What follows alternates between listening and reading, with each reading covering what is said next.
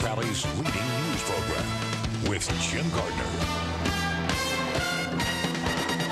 Tonight, the pressure is on for Philadelphia lawmakers to tighten lax inspection laws, which critics warn have resulted in catastrophic fire escape collapses across the city.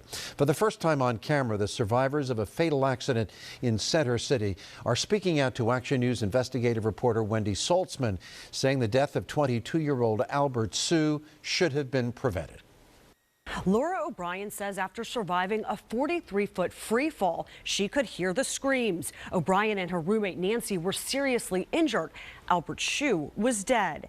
Now, a year and a half later, there are still no requirements for fire escapes to be inspected in Philadelphia. Remnants of police tape in this alley on 22nd and Locust mark the spot where one life was lost and two others narrowly survived a devastating collapse on the night of January 12th, 2014. It was like the loudest rumbling crash I'd ever heard. It was Laura O'Brien's first time standing on the makeshift balcony with two roommates during a party they threw for a friend's birthday. But the celebration quickly turned tragic. My arms went over my head.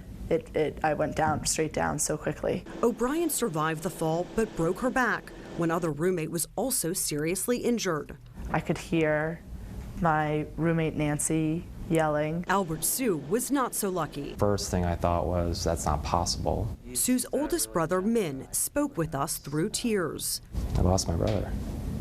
Albert was just 22 years old. It's just fire escape. Those don't fall off. Then on April 11th, 3 months later, City Council's Committee on Public Safety held a hearing on the collapse. It is a statement to me that our fire professionals won't even use fire escapes. It was revealed there are absolutely no requirements for inspecting emergency escapes in Philadelphia, even structures that are 20, 30, even 50 years old. We don't need any more tragedies here. These are accidents waiting to happen. Attorney Shane Inspector represents O'Brien and Sue and is suing the landlord who says he's not responsible. Spector questions why Philadelphia has not adopted the current 2012 International Fire Code, which requires an inspection every 5 years. The city still follows an outdated 2009 version, which lacks any inspection standards. They're taking their life into their hands, and this is something that needs to be addressed and addressed now. Depositions reveal the fourth-floor fire escape had not been inspected in at least 12 years, and most likely may have malfunctioned in the case of an emergency, possibly carrying multiple tenants and even first responders. It was grossly structurally unsound for it to collapse with only 3 people on it. We took those concerns to the Public Safety Chairman, Councilman Curtis Jones. We're going to do something so it doesn't happen again. Jones agrees the fire escapes need to be inspected at least every 5 years. Absolutely. The question is who will do the inspections and who will pay for it. Any idea how long we'll be waiting for significant change on this? Not long.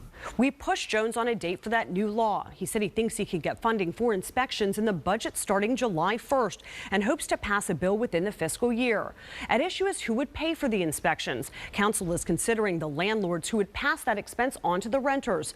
But over a 5-year period with multiple tenants, Spector estimates the cost should be minimal, just pennies a month to ensure residents' safety. I'm Wendy Saltzman, Channel 6 Action News.